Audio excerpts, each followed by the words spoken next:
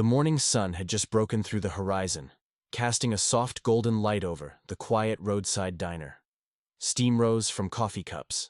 The low rumble of engines filled the crisp air, and the smell of fuel, bacon, and leather hung around the Hells Angels bikers who had stopped for breakfast.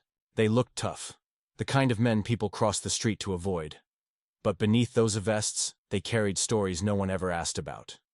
The laughter between them echoed against the chrome of their motorcycles until a piercing, desperate cry shattered everything. Everyone turned. A tiny figure in a red dress came running across the parking lot, her boots slipping slightly on the cold pavement, her messy light brown hair flying behind her. Her face was streaked with tears and dirt, and her voice cracked with fear. "Please," she screamed, her arm outstretched, finger pointing back toward the road. "They're hurting my mama. Please, somebody help her." The group froze. The sound of her sobs was so raw that even the engine seemed to fall silent.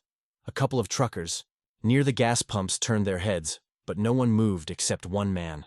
If you believe in kindness, in second chances, in people who still step up when the world turns away, then please take a moment to like, comment, share, and subscribe to Echoes of Kindness, because what happened next will restore your faith in humanity. The man who stepped forward was Mason Cole, a broad-shouldered biker in his late 30s, his jacket stitched with the red and white emblem of the Hells Angels. He'd seen a lot in life, fights, betrayals, blood, but never a child like this. He dropped to one knee, steadying her trembling hands. "Where's your mama?" hesked softly, though his voice still carried that growly weight. The little girl could barely speak through her tears, but she pointed again down the two-lane road toward a cluster of old trailers half hidden by trees. "They're beating her," she sobbed. "Please help her." Without a second thought, Mason rose to his feet, his face hardening with purpose. "Tank rider with me," he said, motioning to two of his brothers. The three men swung their legs over their Harleys, engines roaring to life, tires screeching as they tore down the road.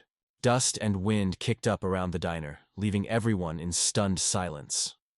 The little girl, still shaking, was taken inside by one of the other bikers, who wrapped her in a leather jacket to keep her warm. She sat by the window, eyes wide, watching as the red tail lights disappeared in the distance.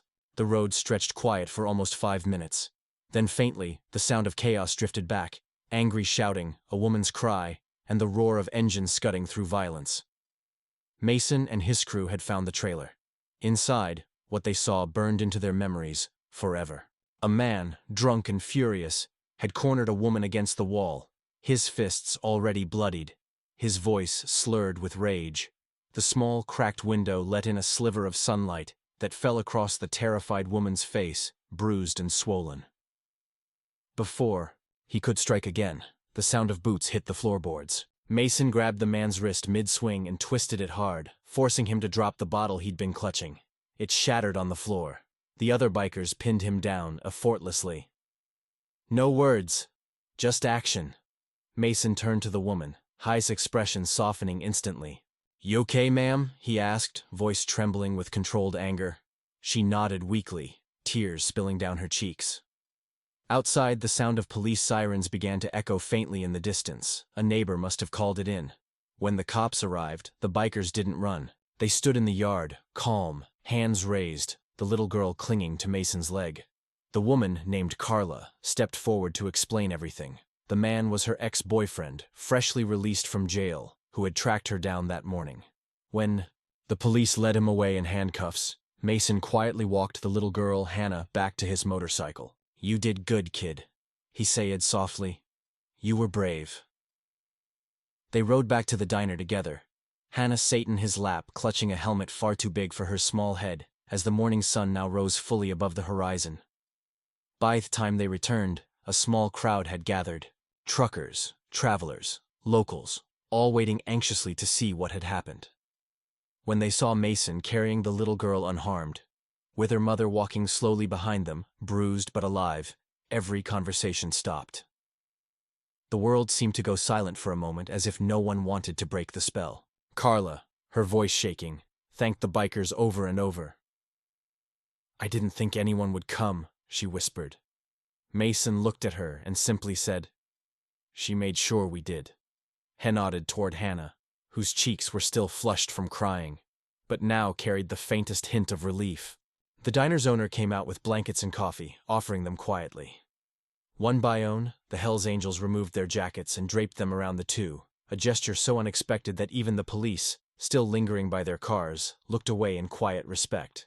The patch on Mason's vest caught the light as he leaned down to speak to Hannah. "You take care of your mama now." "All right," he said. "You're her little guardian angel." The girl nodded, her small fingers gripping the edge of his sleeve. News of what happened spread fast. By lunchtime, half the town had heard the story of the little girl who ran to the bikers and how the Hells Angels didn't hesitate. Strangers stopped by the diner just to shake their hands to thank them for stepping in when others froze.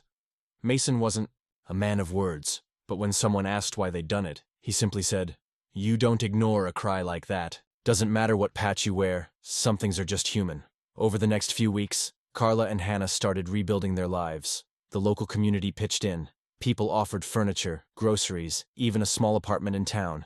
And every Sunday, a group of bikers could be seen parked outside, checking in, bringing groceries, sometimes just sitting quietly at the diner table with a cup of coffee and the laughter of a child echoing around them.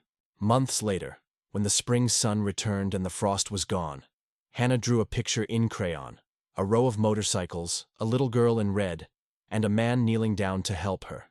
She gave it to Mason one morning, running up to him outside the diner. "This is us," she said proudly. Mason looked at the drawing for a long moment before folding it carefully and tucking it into his vest. "That's going with me wherever I ride," he said. If this story touched your heart, please take a moment to like, share, and subscribe to Echoes of Kindness, because sometimes the toughest hearts hide the deepest kindness. And before you go, tell us in the comments, what would you've done if you were one of those bikers?